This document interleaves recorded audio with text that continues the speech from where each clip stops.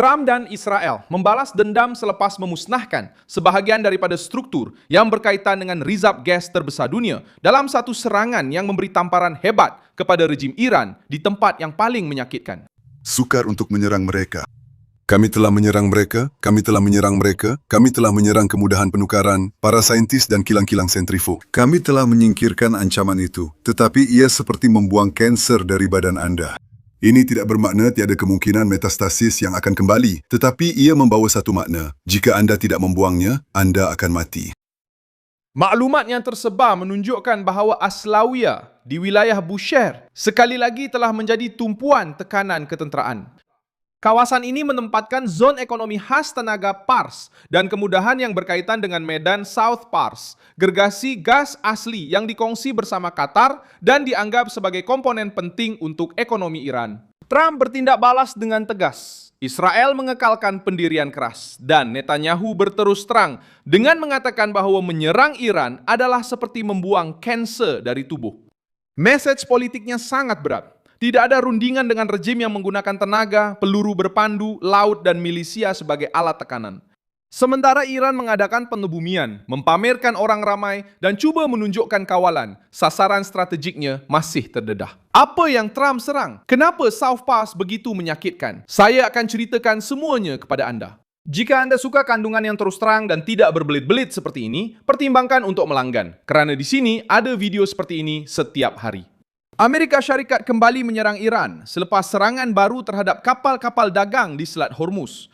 Komando Pusat Amerika Syarikat memaklumkan bahawa serangan terbarunya menyasarkan struktur ketenteraan Iran, termasuk peralatan yang digunakan oleh pengawal revolusi untuk menekan kapal dan cuba mengawal laluan maritim. Di sinilah Aslawiyah menjadi titik sensitif. Bandar ini yang terletak di wilayah Bushehr berada berhampiran dengan pusat tenaga Iran. South Pars bukan sekedar ladang gas, ia adalah tonggak utama ekonomi rejim tersebut. Dari situ datang hasil pendapatan, bahan mentah untuk petrokimia, tenaga untuk pasaran domestik, dan kekuatan untuk memastikan jentera negara terus berfungsi. Israel sudah pun menyerang struktur yang berkaitan dengan South Pars dan pusat Aslawiyah, membuka fasa yang lebih keras dalam perang ekonomi terhadap Teheran. Secara praktikal, mesejnya ialah rejim itu tidak boleh menyerang kapal, pangkalan dan sekutu barat tanpa membayar harga di dalam negara sendiri. Sekarang, dengan laporan baru yang melibatkan Boucher dan Aslawiyah, tekanan itu menjadi lebih berat. Iran kuba mengawal laut, tetapi melihat sumber tenaganya menjadi sasaran. Netanyahu meletakkan logik ini secara kasar dengan membandingkan serangan ke atas Iran seperti membuang kanser. Kata-kata itu bukan datang sebagai ucapan diplomatik. Ia hadir sebagai tafsiran perang. Bagi beliau, rejim Iran bukan sekadar musuh yang jauh, tetapi satu ancaman yang perlu dihapuskan sebelum ia mara ke atas Israel, Amerika Syarikat, dan sekutu-sekutunya. Pandangan ini selari dengan pendirian Trump, yang menganggap peningkatan tindakan Iran sebagai satu provokasi yang memerlukan tindak balas yang lebih besar. Trump juga meningkatkan nada dengan mengatakan bahawa serangan-serangan itu adalah satu tindakan balas dendam terhadap serangan Iran ke atas kapal-kapal. Menurut laporan yang diterbitkan dalam berita antarabangsa, beliau menyatakan bahawa Amerika Syarikat akan menyerang Iran 2 kali lebih kuat setiap kali berlaku serangan baru. Penyataan itu merangkum logik Rumah Putih. Rejim Iran tidak boleh menguji kesabaran Amerika di Hormuz dan hanya mengharapkan nota diplomatik. Iran membalas dengan cuba menunjukkan kekuatan di Teluk. Serangan peluru berpandu dan drone telah disasarkan ke atas sasaran yang berkaitan dengan Amerika Syarikat di negara-negara seperti Kuwait, Bahrain, dan Qatar. Di Kuwait, pertahanan udara telah memintas peluru berpandu balistik, peluru berpandu jelajah, dan drone, manakala serpihan menyebabkan kerosakan harta benda dan mencederakan seorang individu yang kini berada dalam keadaan stabil. Tindak balas Iran menunjukkan jangkauannya, tetapi juga mendedahkan risiko Teheran menyeret negara-negara lain ke dalam krisis yang bermula daripada percubaan mereka sendiri untuk mengawal selat tersebut. Pengawal revolusi mula menjual idea bahawa mereka mengawal Selat Hormuz. Rejim itu mendakwa bahawa trafik maritim telah kembali meningkat dan sebarang campur tangan luar akan menerima tindak balas yang menghancurkan. Namun, data navigasi dan laporan pasaran menunjukkan realiti yang berbeza. Trafik masih tidak stabil. Syarikat insurans meningkatkan risiko. Syarikat-syarikat berundur dan kapal-kapal mengelak daripada menjadi sasaran. Iran menyebut ini sebagai kawalan. Secara praktikal, ini adalah ugutan terhadap laluan yang bukan milik rejim itu. Oman muncul di tengah-tengah pertikaian ini kerana mempunyai kedudukan strategik dan reputasi sebagai negara berkecuali. Tetapi Kati cuba berbincang dengan semua pihak tanpa memutuskan hubungan dengan sesiapa pun. Iran memerlukan Oman untuk cuba memberi gambaran diplomatik kepada kawalannya ke atas Selat Hormuz. Amerika Syarikat memerlukan Oman untuk memastikan laluan itu bebas dan menghalang Teheran daripada menjadikan pelayaran antarabangsa sebagai sumber kutipan bayaran. Ini adalah diplomasi yang halus tetapi penuh dengan ketegangan. Sementara itu, pengebumian Ayatollah Ali Khamenei di Mashhad telah menjadi satu alat propaganda dalaman yang besar.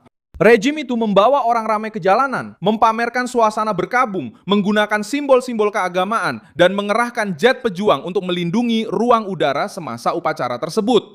Image yang coba ditonjolkan oleh Tehran adalah perpaduan, tetapi konteksnya menunjukkan perkara yang berbeza. Negara itu mengebumikan pemimpin lamanya, sementara pangkalan, laluan, jambatan, struktur ketenteraan dan lokasi ekonominya terus menjadi sasaran.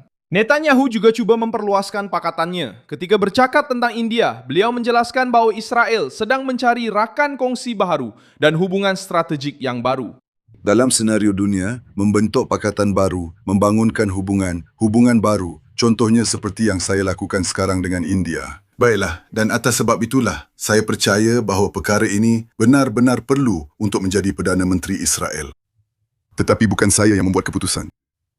Ini penting, kerana perang terhadap Iran bukan sekadar ketenteraan. Israel tahu bahawa mereka perlu memperluaskan rangkaian sokongan untuk menghadapi rejim yang beroperasi dengan sekutu, milisya dan tekanan serantau. India memasuki gelanggang ini sebagai kuasa yang berminat dalam tenaga, keselamatan maritim dan teknologi. Bagi Israel, merapatkan hubungan dengan New Delhi bermakna membuka satu lagi medan pengaruh terhadap paksi Iran. Bagi Trump, rangkaian sekutu yang lebih besar membantu mengasingkan Tehran dan mengurangkan ruang pergerakan rejim itu. Perang juga menunjukkan kos kemanusiaannya di Gaza.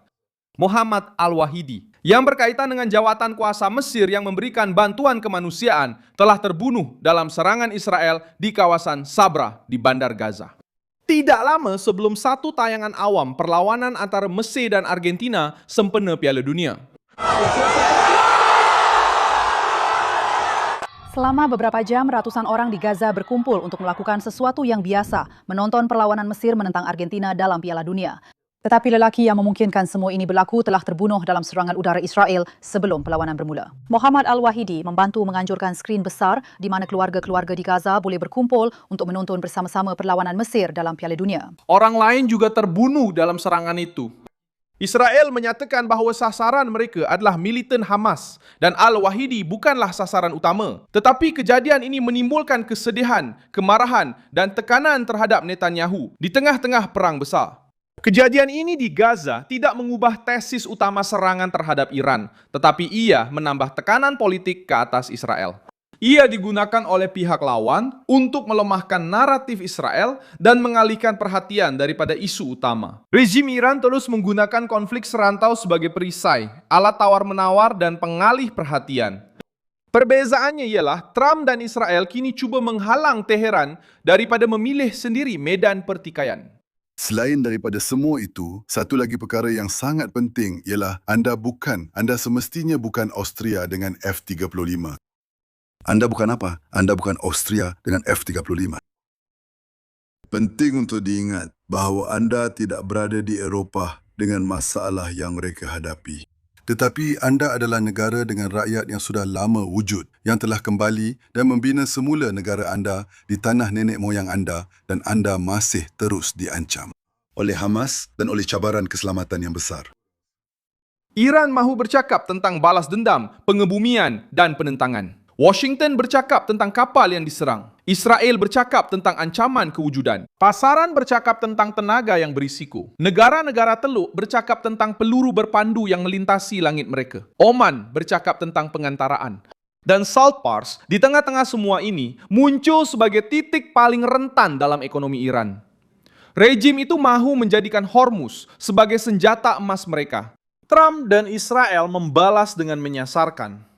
Struktur yang menyokong ugutan itu, Dan apabila rizab gas terbesar dunia menjadi tumpuan perang, pertikaian itu bukan lagi sekadar mengenai wilayah, tetapi mengenai siapa yang akan berkuasa untuk mengawal tenaga, pelayaran dan ketakutan di Timur Tengah. Terima kasih banyak kerana menonton video ini hingga ke akhir. Sokong projek kami dan sumbangkan secara kewangan melalui kunci Pix yang tertera di skrin anda. Kami adalah saluran bebas, fokus untuk memastikan anda mendapat maklumat yang benar. Sumbangan anda membantu kami untuk terus bertahan.